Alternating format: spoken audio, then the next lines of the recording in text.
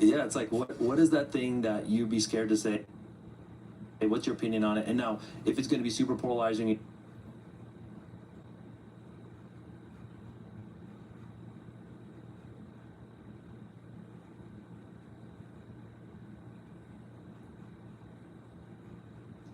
you lose half your clientele. Maybe consider, how you say it. A lot of times it's how you say it.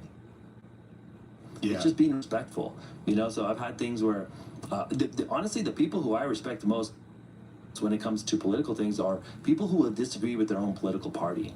Yep. Right. So you can't just otherwise you're just wearing the same. You're saying the same thing everybody else is saying. Mm-hmm. And so if you have a unique point of view, and if you are a Republican or a liberal, it doesn't matter, and you would say something that would go against your own party, this is very unique. This will stand out. You'll get a debate going. And what I found is people will say, "Hey, I love the way you explained that. Yes. I like your perspective on that. Hey, Neil, I respect the fact that you said it when nobody else would say it." So you'll lose a few people for sure who are kind of triggered, but you'll gain way more than you lose. And so I think you got to do it. And you can take it as far as you want, Just start small and then kind of dip your toe in before you jump in the deep end. So Think Media, you got to ask, what is your unique point of view? If you want to have a powerful personal brand this year, it's not just your look that matters, your vibe, all those details. There's a lot of ingredients, but your unique point of view and cultivating that, developing that, and the level of conviction you have, the level of the issues you're willing to stand up and jump in and put your point of view out there. You can do it respectfully, but that is such a powerful insight. Well, I actually think that maybe we could do a part 2 and isolate the forward stuff. I want to talk about the 3C system reveal. So you do have a 3C system that took you from cringe to 7 figures. Can you walk us through these 3 C's? What's number 1? Number 1 is content. And so you want to do better content that would actually get you results. And so what are the things that are working right now? What are the trends that are working right now? Your unique point of view, all the things we're talking about, that's going to be the content pillar. The next C is going to be connection, and this is the one that I think people miss. Okay. And honestly, I think people only do one. Like they might be doing all conversion content, but they're not doing any connection content. And so you're not going to get the results if you don't do all 3. So the second one is connection, and that would be the personal things you share, how you're connecting with the audience, maybe some behind the scenes. I noticed you share a lot about your family, your kids, what you guys are doing on the weekend, what you're doing in your time off. That could be all behind the scenes stories, content. And then you could also choose to make some intentional videos about connection. One of my best performing videos from a personal standpoint was when I got my daughter tickets to Taylor Swift. How much I spent on it, how she was so excited. It made her year. She'd been dying to go for forever, and I chose to highlight that. That was a really cool moment. Father-daughter event, Taylor Swift. How many points of connection? So many different things, yeah. And then you just kind of story told that on Instagram Reel? Yep. And so there's all kinds of times, there's all kinds of different things you could do, either in stories or in Reels. I would say the big shift, this is a big content shift for 2025 and beyond, is many things that you would only put in stories now need to be posted in the feed. Every content creator is telling me that their story views are low. Yeah. They're down. They're not reaching as many people as they used to because there's a lot of competition in stories and the algorithm's tough. But on Reels, that same video that you thought was only good for your small audience on stories, it might blow up. You'll reach more of your followers, plus you have the chance to reach new people, which you cannot do in stories. And then, of course, longer shelf life. Yes. Sometimes it could keep going, and then if it takes off, it really could keep going for weeks. So, funny things like, I don't know if you have any connection to this, Sean, but I love a Mexican pizza from Taco Bell. I don't know. I just love the Mexican pizza. I don't have any connection to that. You don't have any connection? I'm not a big Taco Bell guy. Is that what you mean? Am I a geek? When you were what's the fast food you used to love growing up? Oh, man. The fast food I used to love when I was going to this small ministry school at my church was I would stop at 7-Eleven to get black coffee. Yeah. And I would buy those apple pies that have 600 ingredients. Yeah, terrible for you. So terrible. Look all at the sugar content. Look at the. I actually was just at a mastermind and they had them, and I looked at it and I was like, this would be so nostalgic. And I looked at it and I was like, there is more ingredients and this is probably literally made of plastic. So I would argue with the right hook, that would be your best performing video if you highlighted the fact that you loved these growing up and how toxic they are. We moved back home. because we're around family because of our 2-year-old, 4-year-old. And so that's so funny because I could go to that 7-Eleven Yes. and even talk about being younger and even get the black coffee, like DJI Pocket. So you could literally go, selfie mode on the cam, walking into the 7-Eleven. Guys, when I was a kid, I used to love one thing, and it's probably, and then talk about how bad it is, and you can even show the ingredients. Yeah. And then all the comments would be so rich. And the crazy part is somebody's listening or watching this, and they're like, Neil, what do you guys? This conversation is degraded. I'm about to tune out. But people will do business with you because of those apple pies. Yeah. I made a video about Mexican pizza. Somebody came to our event and said, dude, I love the Mexican pizza too, man. I grew up on that. And I'm like, we're brothers, like That's weird wild. stuff. So it is kind of crazy. Anytime you do this, it just gives you more chances to get lucky. I think about luck as like you guys are running around with like a little tiny net trying to catch these 4-leaf clovers. I'm running around with this big ass huge thing. I'm catching luck everywhere because I chose to share more things. So more Connection chances C. That connection C is the missing piece for so many of people listening to this. And you still need good content. You need good information. It can't just be, unless you're starting a blog or something. You still got to do if all it is Taco Bell orders, It's not gonna work. no one's following you. The anchor is high quality content, which you've covered a lot in this episode about. Yeah. And then we'll get into conversion, okay, the last C. And so here's the big thing on conversion. Most people are going straight for the sale. They're straight for the jugular. Like, call me. And so what I found, Sean, is people are selling the thing on social that the audience doesn't want. So in my business, they're selling an appointment, a call. Unfortunately, nobody wants to talk to you yet. They would rather do something else. So I think about this. What is the thing you want eventually? You want a sale, you want to be paid. What would come before that? A conversation? What would come before that? And maybe it's a webinar, maybe it's a lead magnet, something like that. And so the biggest shift I've ever made in business, this made me all the money, and it was selling that thing.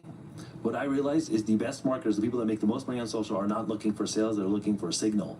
So you need to move back up the truck to like 1 or 2 or 3 steps before the sale and sell that thing as if that's the only thing. So guys, I have this free resource. I spent some time putting it together. If you want to grab it, just comment the word home and I'll send it to you. There's nothing in there about calling me, working with me. I never even mentioned myself. It's all about the free resource. And when you say sell that thing, you're actually giving it away for free. Correct. But you're saying the level of skill and intentionality and articulation of like directing massive energy towards doing that well and doing that repeatedly. Yeah, so like on the coaching and education side, right? I want to fill a mastermind, a high-level mastermind of the best people that want to level up this year in personal brand and digital content. Cool. Well, I don't sell that. Yeah. I sell an event. That's a world-class event where you're going to get a ton of value and it's going to be the best event you've ever been to. I put all my energy into that. At that event, I now have the opportunity to let you know about my thing. Yeah.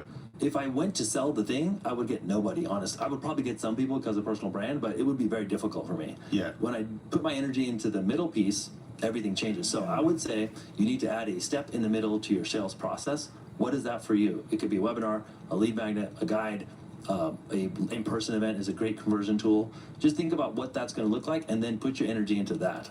So if you want to succeed on social media in 2026, you need to use what's called the dating method, and that's what you're talking about here. Can we have a conversation? How about a coffee before you try and close, bro? Like, you know what I mean? Like, I met my wife at a company party at the Bellagio. It was a mortgage company. She was working here. I was in Reno. We got to meet there, and I'm like, what if I just went up to her, Sean? I was like, yo, you want to go upstairs? Yeah. I don't know. Slap you, like, Yeah, maybe what? maybe you would pull it off. I would not.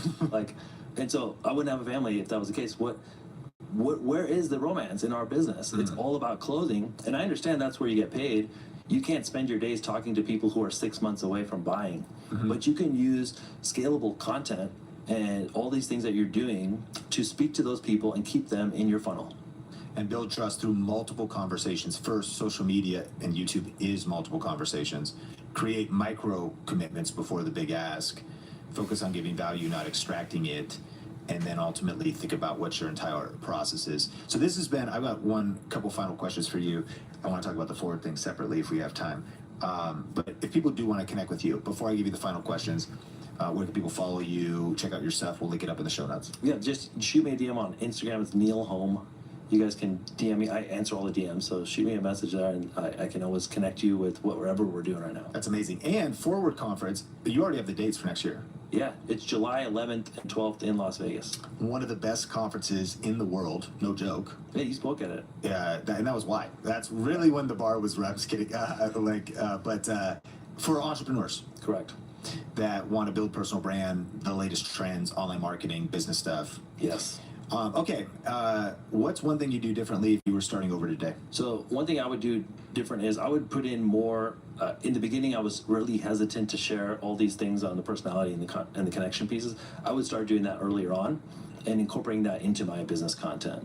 The other thing I would do is I didn't do this initially, but I realized that I did not have a next step for many years. Like I was just making the content, and the only step was to book an appointment with me.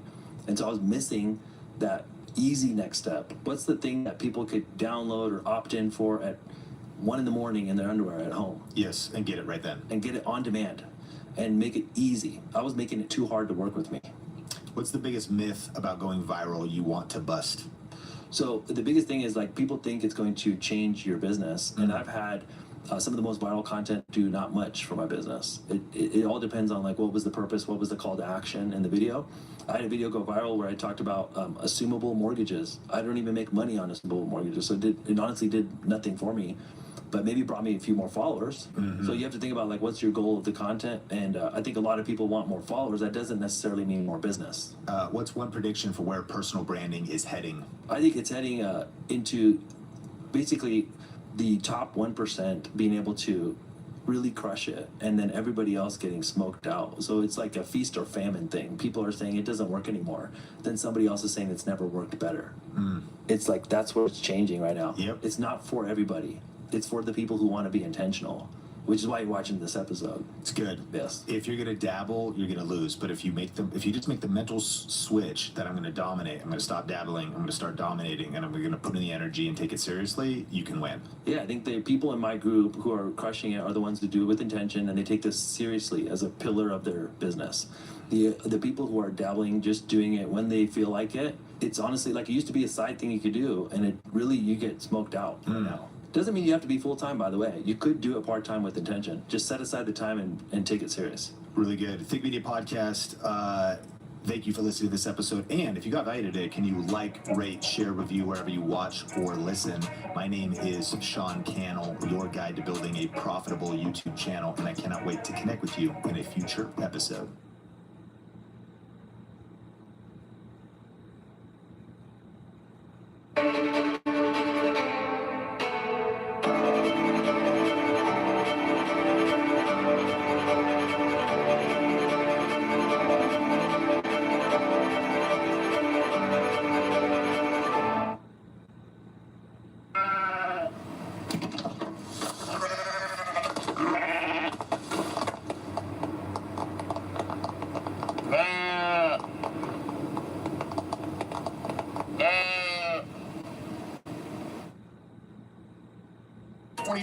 It grew by 300,000, and then so far this year it's grown by about another 330,000. So how are full-time YouTubers making over $100,000 per year? I made a video the day ChatGPT came out explaining what it was. That video went and did 1 million views, finding what worked and then continuing to double down and seeing if I can make it work again and again and again. I was making these videos about these things I was excited about without ever making a penny and without any expectation of this becoming a career for me. It accidentally became a career for me. In this episode of the Think Media Podcast, we're going to be talking about some of the changes that have been happening on YouTube and even the strategy and the pacing and different things that are happening with video editing and some of the advice that just doesn't work anymore. We're also going to be talking about why smart creators are building websites and strategic email newsletters. Plus, we'll get into some tactical advice around SEO, the new thumbnail split testing tool, how to find your niche, and I'm super excited because our guest is really an AI expert, AI guru, and is going to be sharing some of the content creation tools that will save you time and give you an unfair advantage, as well as even just practical questions like, should you change titles and thumbnails on old videos? Is that worth doing? So this is really going to be a masterclass for anyone that wants to do YouTube part-time or full-time and really turn it into a profitable business that's also high impact, adding value to people's lives and changing lives. Now, my guest today is Matt Wolf. He is crushing it across multiple different platforms. His main YouTube channel's got 635,000 subscribers, running like 1.3 million views a month. but he also has a website that curates AI tools, futuretools.io. He's the co-host of the Next Wave podcast, and also just has a long history in content creation, in media, in podcasting. So this one's going to be rich, my friends. Lots of nutrients in the soil of this conversation. Matt, welcome to the show. Yeah, thanks for having me. Thanks for the intro. I'm excited to talk about this stuff. Well, let's kick off the conversation. First, from your perspective, how is YouTube changing? That's a good question. So I've been on YouTube since 2009, but I've only really started to gain some real traction over the past 3-ish years. So from what I've seen on YouTube, I've noticed, just from my own experience, that the more like raw videos seem to be doing better, right? Like for a while you had the real like polished, real, Mr. Beast and the Casey Neistats and the like high production quality videos were really doing well. And now I feel like it's sort of shifted where you're seeing the like, Penguin Z0s and the Ludwigs and the Sam Suleks and, stuff like that are really what's taking off. I feel like what's happened is there's been this sort of like pivot towards people wanting to relate to the creators, right? They want to see real people. They want to feel like they're somebody they can have a beer with, right? Somebody that they can sit down and hang out with in real life. And that's what I feel I've noticed over the last like several years playing around with YouTube is that the higher production value stuff doesn't seem to be as valuable to people as the like, this is just a real dude who I feel like I know because I watch his videos. That seems to be the biggest change in my opinion. And so then how has that practically shown up in your content? How are you applying that? Well, I don't know if I would say I've methodically applied that. I would say that's kind of the style of content I've always done for the last like 15 years. But since that sort of change started to take effect and we started to see that transition on YouTube, my channel sort of algorithmically fell into that loop where it started to get more attention, right? I can't give all the credit to that, right? AI had a big part of it, right? Like my channel's mostly around AI. I was talking about a lot of this kind of stuff before anybody else was talking about it. Back at the end of 2022, AI got really, really popular. So good timing, good luck. There's a lot of that involved with my channel. But I think because I've sort of always taken that approach of like, I just turn on the camera and talk, do a little bit of minimal editing and throw it out there. That style, when it started to pick up steam, that was how my videos already were. Okay, so right now, when you are planning your next video, what type of strategies go into your process? Lately, I've been really focused on like just the AI news. That's the sort of bread and butter of what my channel does. And so I'm pretty much working on the video that I release every Friday throughout the entire week. So my process starts on Monday. I get up every single day. I review all the news going on in the tech world. I literally spend about 50% of my day every day just researching the latest AI news, reading the latest AI research papers that came out, just sort of acclimating myself on a daily basis with what's going on in the world of AI and what I'm going to talk about. And I'm sort of stacking that stuff throughout the week. So come Friday, when it comes time to release here's the breakdown of AI news for the week, I've literally got the video all, laid out and ready for Friday. All I do is I open up all the tabs of everything I'm going to talk about, and just one at a time I start going through each piece. And usually I record way more news than I actually end up sharing. I sort of record like a 2-hour video on Friday of like, here's everything across the AI world. And then when I go back and review my video, I kind of go, nah, that was boring. That's not going to be interesting to people. And I start chopping stuff out. So my 2 hours ends up being, 25 minutes. That's interesting. And then what do you do with the other 50% of your day in your current role of operating your channel and everything else you're doing? Yeah, so I'm basically doing a lot of research. I'm on a lot of phone calls, right? I'm talking to a lot of the developers of the AI tools that are out there. I'm going on a lot of podcasts. I'm doing interviews. I have the Next Wave podcast where we're interviewing a lot of other people in the AI world. So I've got that going on a daily basis. I've got the Future Tools website where I share all of the AI tools that I find interesting. So I'm actually looking at and experimenting with tools throughout the day to see if they make a good fit to go on the website. I'm on Twitter a lot, probably a little bit too much. I spend a lot of time on Twitter. A lot of the AI tech news seems to kind of drop first on Twitter, so I'm kind of addicted to checking in to see if there's anything that I might be missing out on. So I spend a lot of time browsing Twitter and having conversations there. Lately, I've started to experiment with a little bit more YouTube shorts and then also repurposing them over to Instagram Reels. So I'm shooting like little 50, 55-second shorts and that sort of thing throughout the week as well. So there's a lot that I'm doing on a daily basis. I pretty much work fairly like 9 to 5. I'm putting in about 8 hours a day, but about half of that day is research and the other half is just doing the work, right? Working on the website, working on the newsletter, making little short videos, getting on Twitter, interacting with the community, that sort of stuff. And so this next question is, when did you start? And I know we were just talking about, I mean, the first YouTube channel I did was for my local church, 2007. You started YouTube in 2009.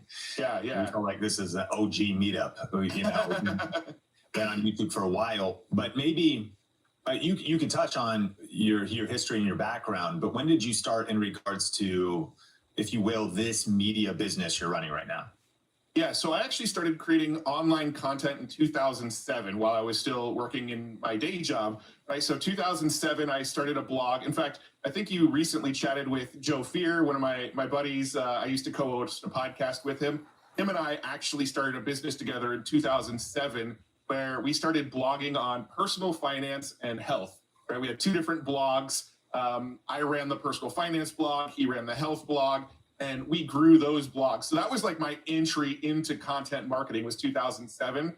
I launched my YouTube channel in 2009. Initially, when I started the YouTube channel, it was mostly focused around digital marketing. I was learning SEO, I was learning copywriting, how to build landing pages. I got into Facebook ads and Google ads, and I studied all of the stuff in the digital marketing world. So the YouTube channel actually started out talking about that stuff. I've always kind of been like this tools guy. I like finding the latest tools to sort of systematize, automate things. And so that's what the channel was about in the beginning, was here's a cool tool to automate this thing in your marketing or in your business.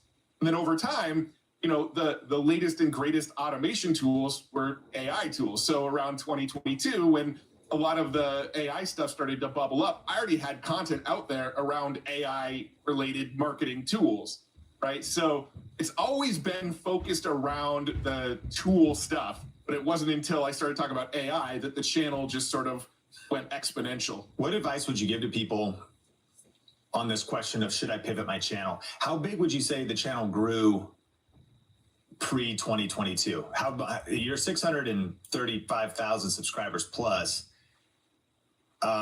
What was it at in 2022 when you kind of went all in on AI? So I had, at the beginning of 2022, I had 1,200 subscribers. At the end of 2023, I think I passed 300,000. So in 2023, 1,200. So in 2023, it grew by 300,000. And then so far this year, it's grown by about another 330,000. Yikes. That is a cool story because so, you know, what, 10 years or almost a decade to get to 1,200 subscribers, but then all of a sudden, boom, right time, right place, right history, right intersection of your study and your passion and the timing in the world. And that's a good lesson for listeners too. It's like, man, you don't want to give up before the breakthrough. And there's something about, and it might be a lot longer than you think, but if you're positioned, if you're ready. But what I'm also interested, I guess in a way, 1,200 subscribers isn't like a lot to pivot from someone who's like, why are you no longer digital marketing SEO? But I'm curious your advice, because people ask that a lot. Like, I want to change niches. I can see the connection of the evolution from tools to tools and then going to AI. But what advice would you have to somebody else who's like, man, I'm thinking about pivoting my YouTube channel. It's going in one direction. Should I?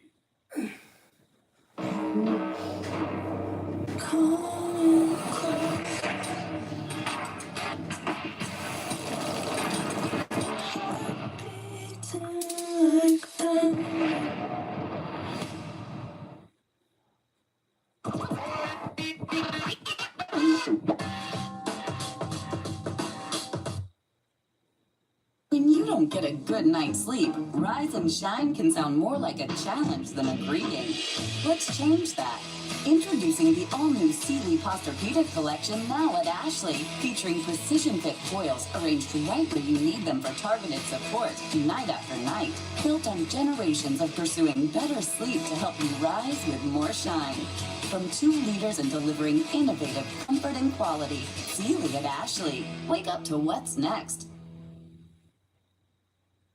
They told us that Tinder wasn't gonna make it. There's 1 million users. I don't think they'd list you as a co-founder. I built Tinder with them. You can't just delete me. If you say anything, they can sue. I'm done following the rules. Bumble is something new. Fight for what you've built. None of this is gonna slow us down. I won't sit down without a fight.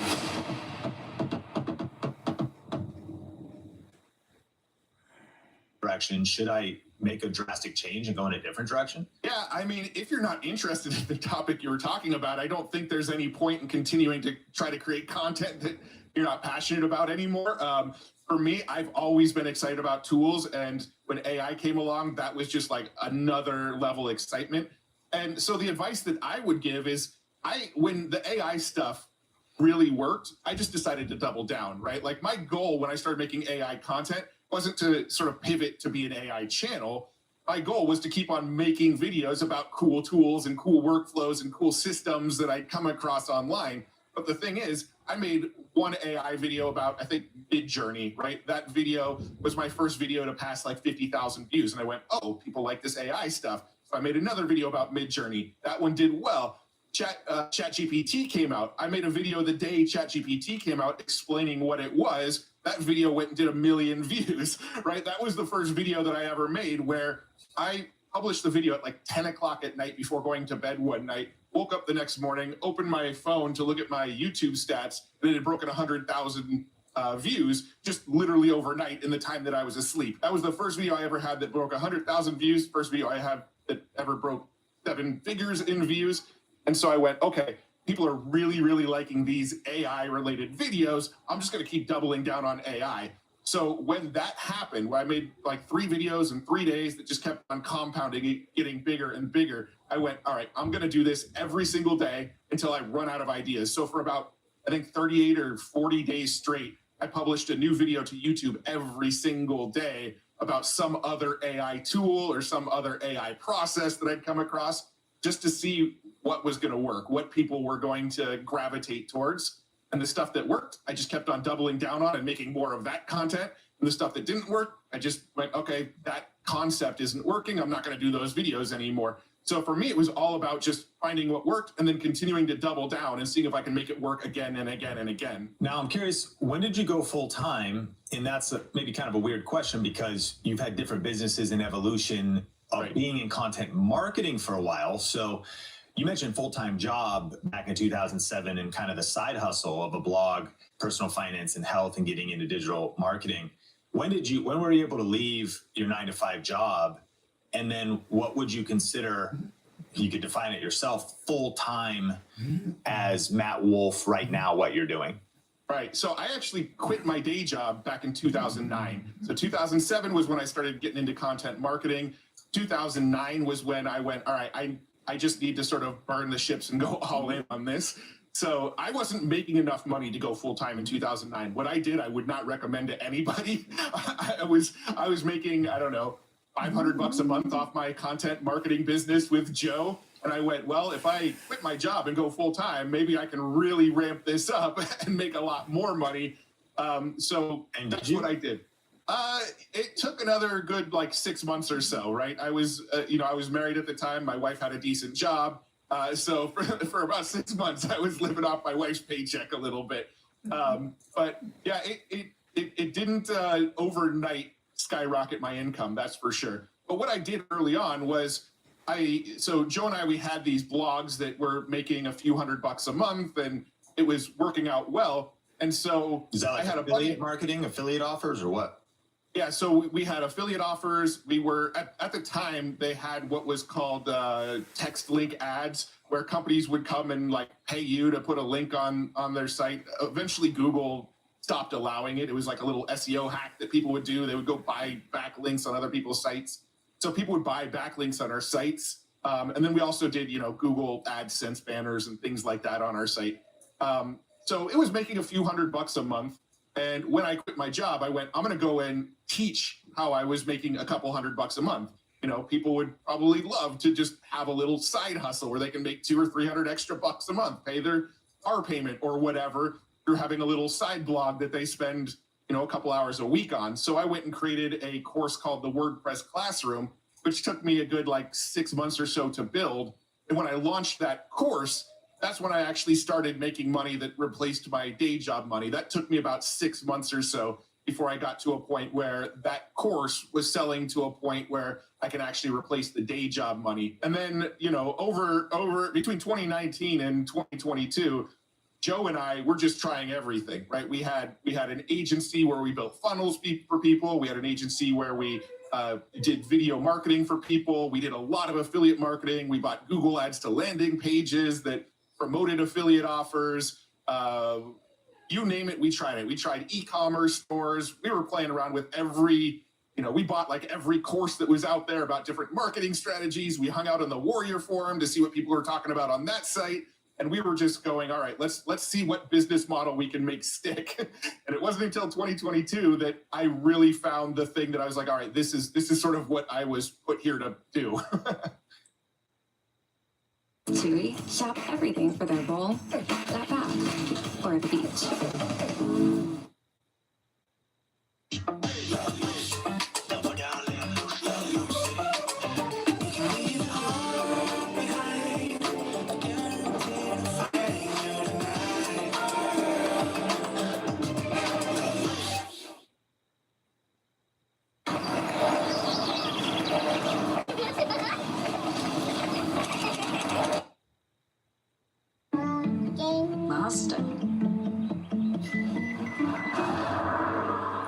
Mazda. The Mazda CX-5. It's made to move you.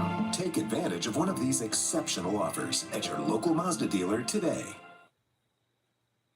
You've been working from home, but your roommate just took up percussion as a hobby. I need Indeed. Indeed you do. With an Indeed profile, the more skills and preferences you add, the faster Indeed can bring the right job to you. This is sort of what I was put here to do. And so 2019 to 2022, was it just kind of tight? You're full-time still, but kind of a little money here, a little money there, trying to kind of get your solid ground of what's the brand, what's the future? Yeah, it was definitely up and down, right? We had months with our agency where we were just really, really crushing it and doing really well. And then we had months where we had no clients and we were begging some of our old clients to come back and work with us again. We built these affiliate sites that we got really good at running Google ads. We had a friend who's just an expert at Google ads, and he showed us how to run Google ads. And so we started building these affiliate sites that promoted affiliate products and then running Google ads to these affiliate sites. And we had a 2-year stretch where those just really, really, really crushed it. And then they fell off and stopped working. I don't know if it was algorithm changes or, people's taste changing or what, but we had years and months where stuff was working well, and then years and months where it wasn't working well. Luckily, it sort of all averaged out. Me and Joe were never really super dumb with our money. So when stuff wasn't working out, we luckily had some savings. When stuff was working out, we were banking money. We've always been pretty good about that sort of thing. But yeah, there was definitely some rough stretches in there. Do you remember your first 6-figure year? And I guess, if you're comfortable sharing, you could share generically, there's a difference between top line and bottom line. So if we're saying, how content creators and people in the creator economy are earning $100,000 a year, making over $100,000 a year. Well, in some cases, and it might be and at the end of the year, they're negative 22 because, you can do ad spend, you can do a lot of stuff. An agency, there's a totally difference between gross income, of course, and net. So I guess however you want to define it, when you really felt whoa, I hit six figures. When was that? Yeah, so the first year that I ever did over 6 figures was, I believe, 2013, 2014, something like that. I don't remember the exact year, but the course that I was selling, the WordPress Classroom, I actually rebranded it to Learn to Blog because, WordPress is a trademark. I got some advice that maybe you shouldn't have a trademark as part of your own brand name. So I rebranded it to learntoblog.com. That's a good tip, by the way, for listeners. So I branded it to learntoblog.com. Had a business partner working on that with me. And my business partner went and hired somebody to run Facebook ads for us. He found just like a genius agency that was really good at Facebook ads. And they started running Facebook ads for learntoblog.com. And when he started running Facebook ads, the business jumped to where it was doing about $60,000 a month in sales. But that was on the back of about $30,000 a month in ad spend. So just keep that in mind. But yeah, the first time I ever did that was with Learn to Blog. I actually ended up selling that business in 2015, which sort of also gave me some of that runway I had to do some more experimenting. Oh, man, I love that story. And so then that kind of brings us to 2022. And once that fast growth started, it became clear. Is that what you're saying? That then it was like, okay, I just hit that flywheel or that takeoff moment. And now the kind of views you're pulling, the size of your channel, you grew with 300,000 subscribers approximately in 2023, another 300,000 this year plus. And so what is the pie chart percentagely of your income streams for today's business? I would say right now, 50 to 60% is from sponsorship revenue. Sponsorship is definitely the biggest chunk. I like to go after long-term sponsors. So most of the time it's either 6 to 12 months contracts with the sponsors. So I can really learn the product, really understand it, and really do right by the sponsor. But also, I want to be very consistent with the audience. If I like a product and I talk to a sponsor about having that product, I want to make sure that it's a product that I feel like is a good fit for the audience, and also I know I can work with long term. So sponsorships are one of the biggest chunks of it. YouTube ad revenue has gotten pretty significant as well. YouTube ad revenue generates in the 5 figures a month for me every month now. Affiliate marketing would probably be the third. I'm having a hard time with the percentages, probably 55, 60% sponsorships. Another 25% would be AdSense revenue. And then affiliate marketing from Future Tools mostly. I don't do any affiliate marketing on the YouTube channel really, but Future Tools is an affiliate play. And then I've got some equity in some companies as well, but that's more like long-term exit strategy for down the road.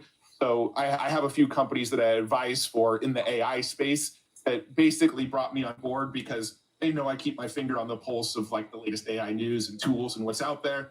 So I get on a once-a-month call with them and they're like, all right, just give us the lay of the land. Once a month, I give them the lay of the land and I earn equity as a result of that. Those are really the big things. I do some speaking here and there. But the speaking is, fairly rare. I'll do 2 or 3 speaking gigs a year that some of them are paid.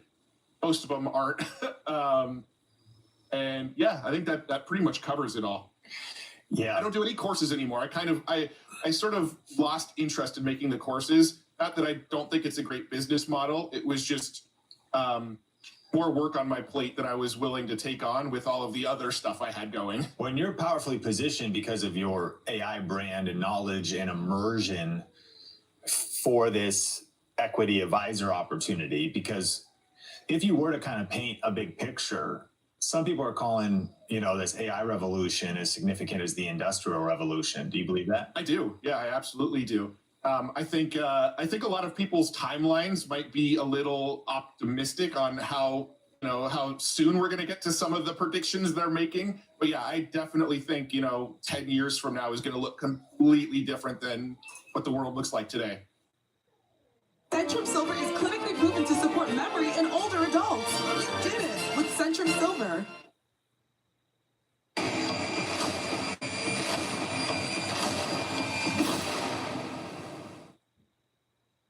Stop whatever you're doing right now. The Wendy's $8 JBC meal deal is here. That's 2 junior bacon cheeseburgers, medium fries, and a medium drink. So you better be on your way. Bacon waits for no one. The #1 deal for the #1 bacon cheeseburger, gotta be Wendy's. Mod Nuts. Contemporary design pairs nicely with the flexibility and customization of this modular sectional. Plus, performance fabric ensures years of low-maintenance enjoyment. Shop ModMax at your local Ashley. As a director of finance, I'm managing 15 and 20 contracts a month. With Acrobat AI Assistant, I can summarize long contracts and identify key terms instantly. AI Assistant helps me compare two different versions of the same document for key changes. It makes me feel very confident that nothing's missing and everything's accurate. With AI Assistant, we're able to focus on what really matters, growing our business and finding new ways to reach soccer fans. You found your niche. I'm actually want to kind of take it back to your story and just maybe putting some context around the lessons of your journey. Because again, Goldman Sachs said that the creator economy is going to double in the next 3 years, from about a $250 billion industry to a $500 billion industry. However, they're measuring that. That includes creator startups. I'm sure AI startups are included in there. Adobe, tools, Opus Clip, these kinds of companies, and of YouTube itself, and creator economy being much bigger than YouTube. But there's this massive growth in the space, and there's real opportunity. It's real practical. But when we also really look at your story, this is not get rich quick, nor is it overnight success. So in the pursuit for that person, that's like, man, I want to, build a 6-figure income. I want to go full time, whatever. 6 figures, you might be broke if you're living in Manhattan, downtown, versus that also, it's $56K a year. It could be life-changing depending on where you're at, and could create freedom. So what do you think is just kind of the mindset that is necessary when pursuing earning money full-time from media, from a YouTube channel and things like that? For me, I'm probably going to sound fairly cliche here, right? But for me, I was always just sort of chasing the thing that was exciting to me, right? Like, I never wanted to be that guy that went, oh, the golf niche is making a lot of money. Maybe I should make videos about golf. I don't even play golf, but there's money there, right? So like, I never wanted to be that. So for me, it was always chasing that thing that excited me. In the early days when I left my job in 2009, it was the digital marketing stuff. I was obsessed with SEO and Google ads and Facebook ads and copywriting and all of that sort of stuff. Like, I was obsessed with learning it and trying to understand the human psychology to make my product sell better. I was just obsessed with that stuff. Fast forward to 2022 and AI started to bubble up on the scene, and I started coming across more of these tools, and some of these founders started showing me some of these tools behind the scenes that weren't released to the public yet. And that was just like another level of excitement for me of like, this is amazing. I am nerding out over this stuff. This is like my new favorite thing in the world. And so for me, it's always been about creating the content that I get excited about. And a lot of the feedback I get in, comments when they're not the trolly negative comments, the good comments are usually like, we love your excitement. We love how passionate you get about this stuff. We can feel that you genuinely love what you're talking about. And for me, that's what it's all been about, is just like, I am super excited about this. And to be honest, like, if I wasn't super excited about it, like, I wouldn't be doing it anymore. So hold on, I gotta like think through how I want to say this. Like, I was making videos on YouTube for 10-ish years with 100 views per video and not even being monetized on YouTube, right? So I was making these videos about these things I was excited about without ever making a penny and without any expectation of making a penny from it, right? And when I was doing that without any expectation of this becoming a career for me, it accidentally became a career for me. This episode is brought to you by StreamYard. StreamYard is our go-to platform here at Think Media for live streaming to Facebook and YouTube, and for recording our video podcast. It has an incredibly easy-to-use interface for built-in branding, transitions, text lower thirds, and seamlessly bringing on guests.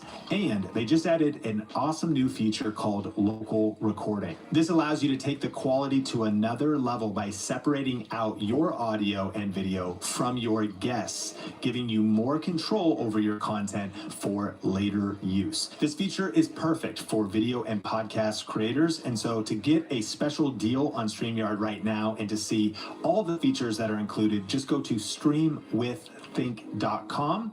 That is streamwiththink.com.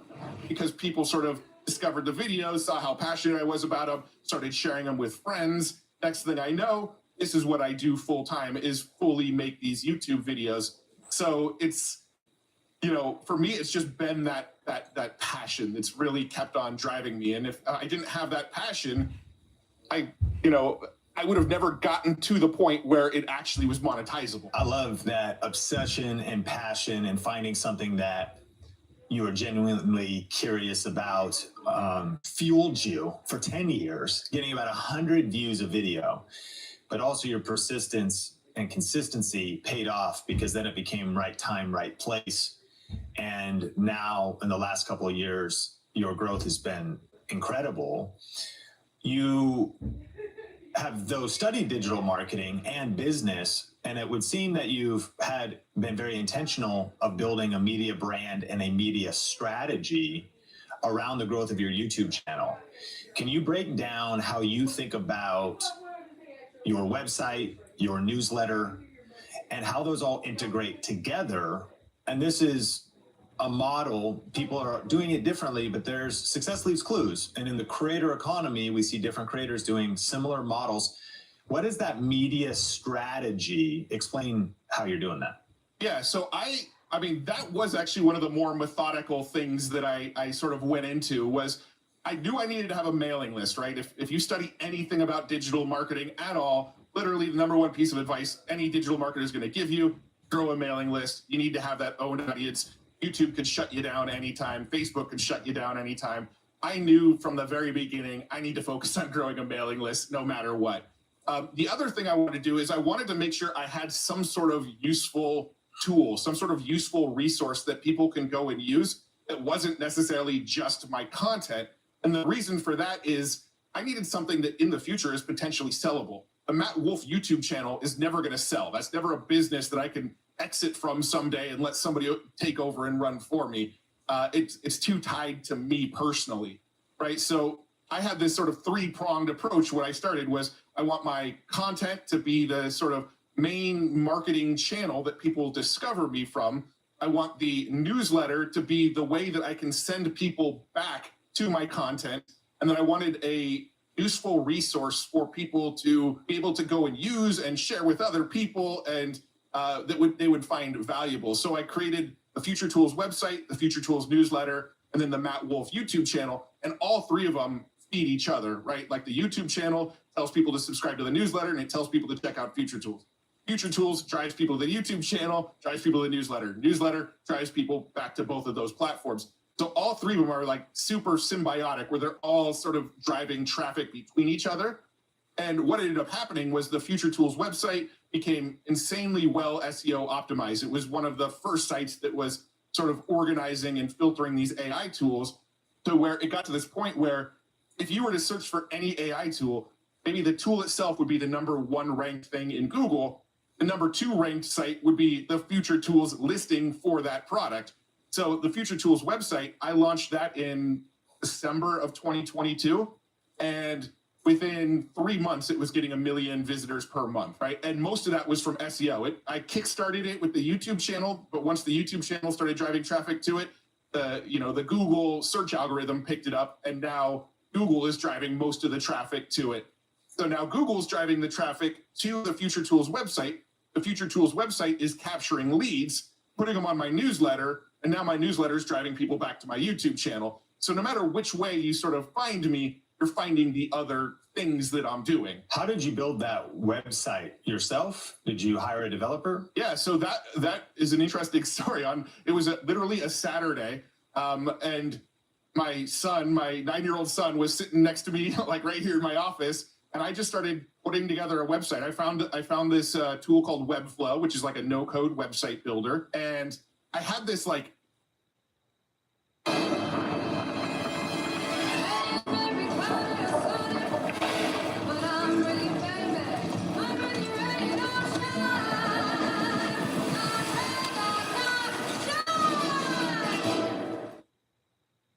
Roommate just took up percussion. You need a job that gets you out of here. I need Indeed. Indeed you do. Jim, we need a decision. What's the question again? Need clarity? Try SurveyMonkey.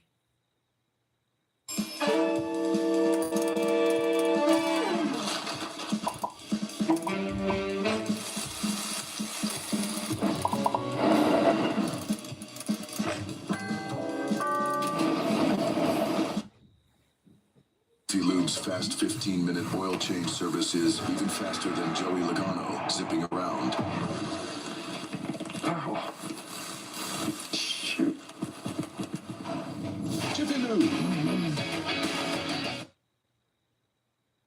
Across, right? I started making more YouTube videos about tools. So I started keeping a spreadsheet of like, oh, that's a cool tool. Maybe I'll make a video about that someday. That's a cool tool. Maybe I'll make a video about that. So I started keeping a Google Sheet spreadsheet of all of these tools that I would come across. And it got to a point where this spreadsheet had 80, 90 tools in it. And I was like, what was that one tool I was looking at the other day? I don't remember the name of it. I can't find it again. I know it's in the spreadsheet somewhere, but I don't want to click through 90 links to try to remember what that link was.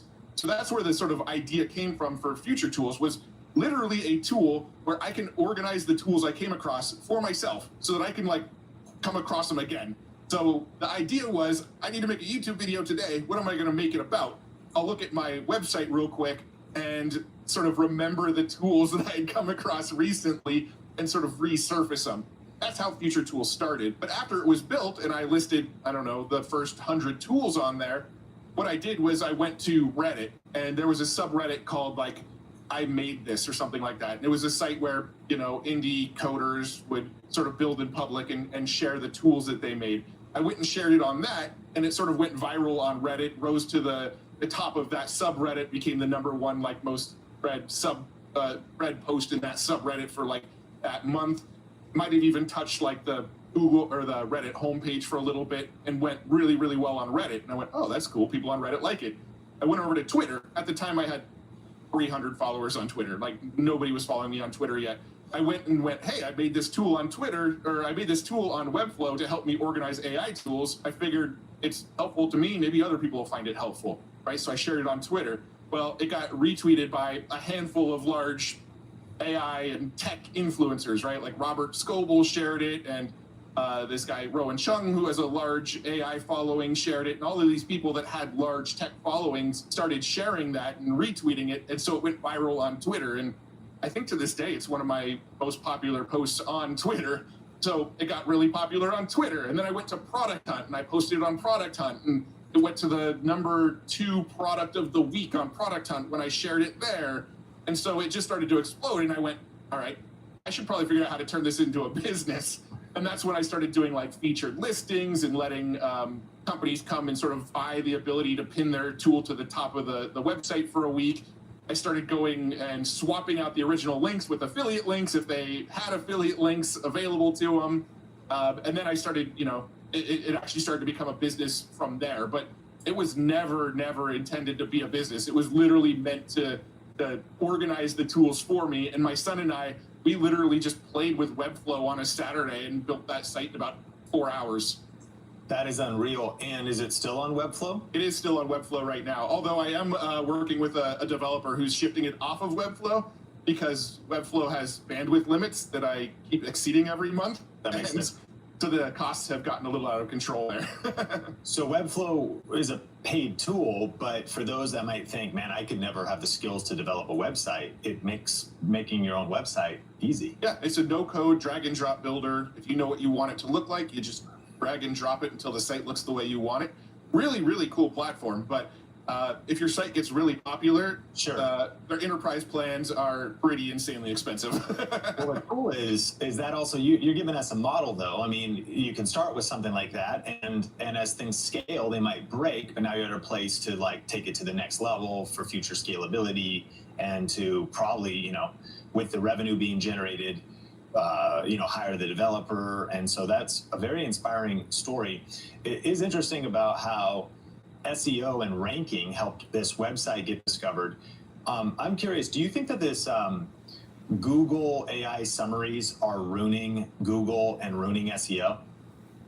That's a good question. I think I mean, I think Google's kind of shooting themselves in the foot with it a little bit, but Google's in a tough spot, honestly, right? Because Google's in a spot now where you've got tools out there like Perplexity and Claude and ChatGPT and all these other AI platforms, and people are going to get their questions answered on those platforms more than they're going to Google now. I mean, you know, people that are more like tech early adopters are going to those places instead of Google, but it's only a matter of time before more mass market starts to shift to that sort of behavioral pattern as well. So Google right now is trying to figure out what to do. They're sort of scrambling, figuring out, all right, how do we stay relevant when everybody wants to go use AI now to get their questions answered? So I think they're doing it out of necessity, but I also think there's going to be some negative implications on SEO. But at the end of the day, I think SEO people are just going to shift. They're going to figure out, how do I make my website be the site that they're referencing in the AI response? How do I get it to be my answer? Because when it does give an answer, it usually gives a reference of where they got that answer from. So in the future, that'll probably be the most clicked on link, as opposed to the #1 ranking article on Google. It'll be the one that Google summarized for you that you can click on to get to the site. So I think SEOs are going to just figure out how to optimize for that instead over time. I've heard it said that SEO, standing for search engine optimization, is now search everywhere optimization. And that for any brand, this idea of SEO is still alive and well and so strong on YouTube. Of course, the power of ranking videos. It's still alive and well on Google, but things are rapidly changing. But also TikTok is one of the largest, if not the largest, search engine for Gen Z. And these other platforms seem to struggle. Meta seems to struggle a little bit in regards to search. But nevertheless, people are searching and looking for local businesses, and they are looking for content in the different explore pages and search tabs. And so for any modern media-minded creator or business owner, I think the search everywhere optimization is a interesting mindset. Speak into that a little bit. What would be sort of maybe the way you're thinking about the landscape of search and getting discovered, and maybe isolate that down for content creators, you know, that want to, you know, be building a media brand like yours?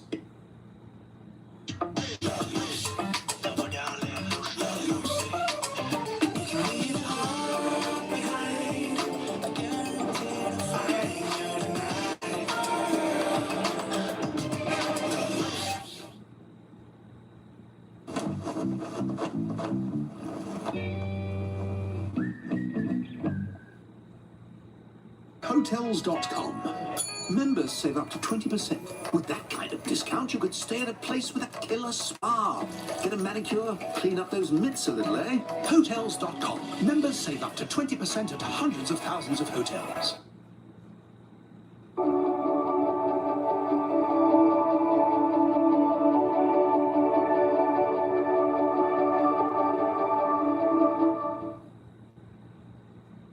Unbeatable style and value?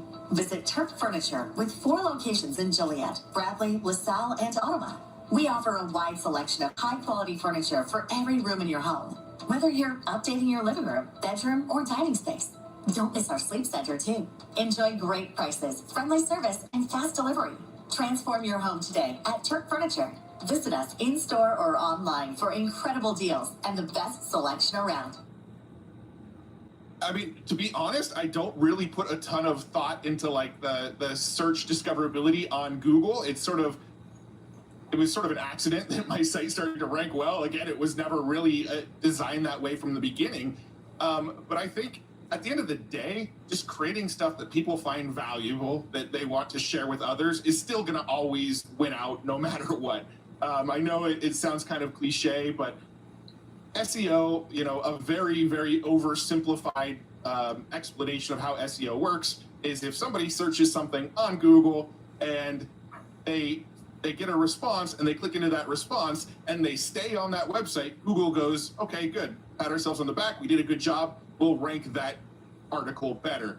If somebody does a search, they click on the thing, they go to the site, bounce back to Google really quickly, Google goes, okay, that's not what they were looking for. Next time somebody searches for that exact topic, let's show them something else. So what works there is making really, really good content that if somebody searches for your topic, they click the link, they stay on your website because it's exactly what they were looking for. I still think that is the way to get noticed. You know, maybe it'll be more social signals in the future as opposed to like algorithmic ranking signals about the search. I think in the future, we're going to see a lot more, well, if this article is being shared on Reddit a lot, if it's being shared on Twitter a lot, if it's being shared on Facebook a lot, that might become more and more of a signal for these search engines to like use you as the, you know, the automated AI response. But at the end of the day, if you create good quality content that people actually want to read, that they find valuable, that they find helpful, that's always going to be the winning strategy. Genius advice. I'm excited because coming up, we're going to talk about AI tools. I want to talk a little bit about video podcasting as you are co-hosting the Next Wave podcast, and even maybe some advice for creators scaling. But getting kind of tactical here, YouTube has a new thumbnail split testing tool. How does that work, and have you been using it, and what have you discovered? Yeah, I use it every single video I put up. So basically what it does is it allows you to upload 3 thumbnails, and then it will optimize based on watch time, right? I think most people think you would optimize based on the click-through rate, but it's actually looking at the amount of watch time, which I guess theoretically also factors in click-through rate because they wouldn't have watched if they didn't click in the first place, right? But I use it for every video, and I think the one thing that I learned about that is to never assume that I know what's going to work for a thumbnail, right? It's almost, I make 3 thumbnails for every single video, which has gotten a lot easier because AI makes it a lot easier for me to create thumbnails. Most of my thumbnails, I leverage AI to create them. And I will use 3 thumbnails, and in my mind, I always sort of like make a theory of like, I bet this is the one that's going to win. I'm pretty much wrong 90% of the time. Like the thumbnail I expect to win is almost never the one that wins, which is why I think everybody should be split testing, because what you think people are going to click on is often not going to be the case. One of the things I noticed about your thumbnails, and it seems aligned because you're this AI expert, and a lot of times you're an AI version of your face versus like a photo or real version of your face. However, I'm seeing this across channels. I'm seeing a lot of creators who in their thumbnail, they kind of have their AI avatar. What have you learned about that? And then what are the tools and workflow that goes into it? You said AI makes it easier to make thumbnails faster. What are some of the tools that go into your thumbnail process? Yeah, so I mean, I've done a lot of split tests, and if I don't put my face on the image, I get less views, right? The ones without my face the ones with my face always outperform the ones without my face. And I just think that's because, I've got a subscriber base now. I think people have been looking for that.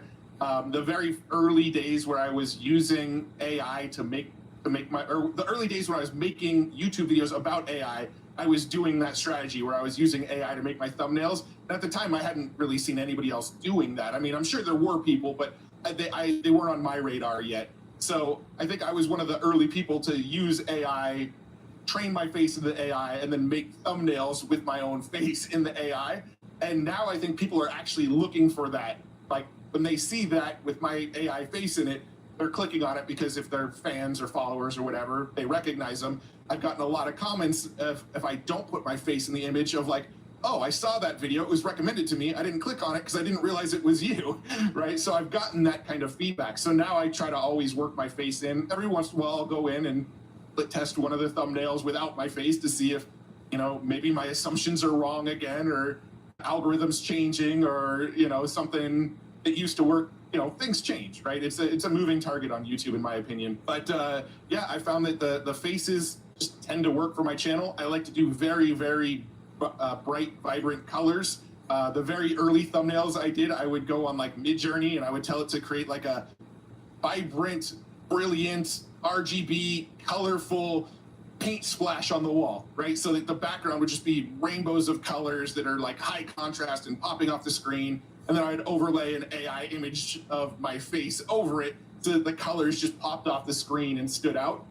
And to this day, that's still kind of what works for me, is just really, really colorful and include my face, right? Like those are the 2 things that I sort of shoot for. And what are the exact tools? Do you still use Midjourney?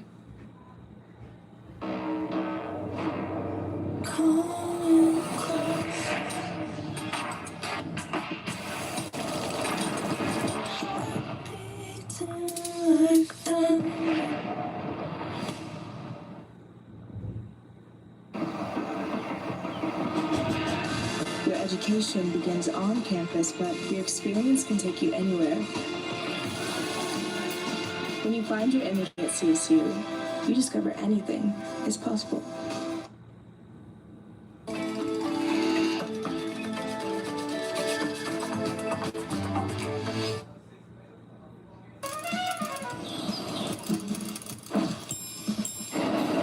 Doors closing.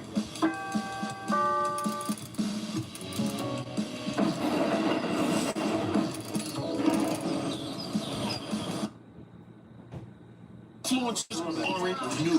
Don't call it a comeback. I've been here for years. In 1941, Jeep wrote the book on four-wheel drive. Years later, the Jeep brand is still influencing. Some create trends. We create our own trail.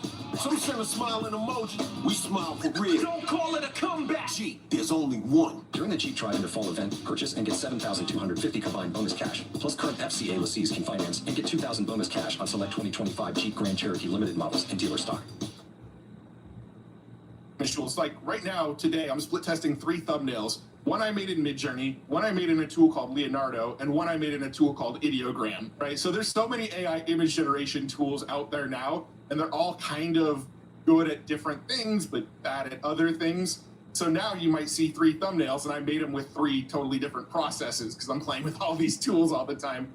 I would say like my main go-to process is I use a tool called Leonardo AI to generate my images. I think that the colors and the sort of aesthetics of the images that Leonardo generates are really good. Full disclosure, Leonardo is one of the companies I'm an advisor for, but I'm an advisor for them because I actually think they're one of the best out there. But that's the one that I use the most to generate the sort of background colorful images that pop.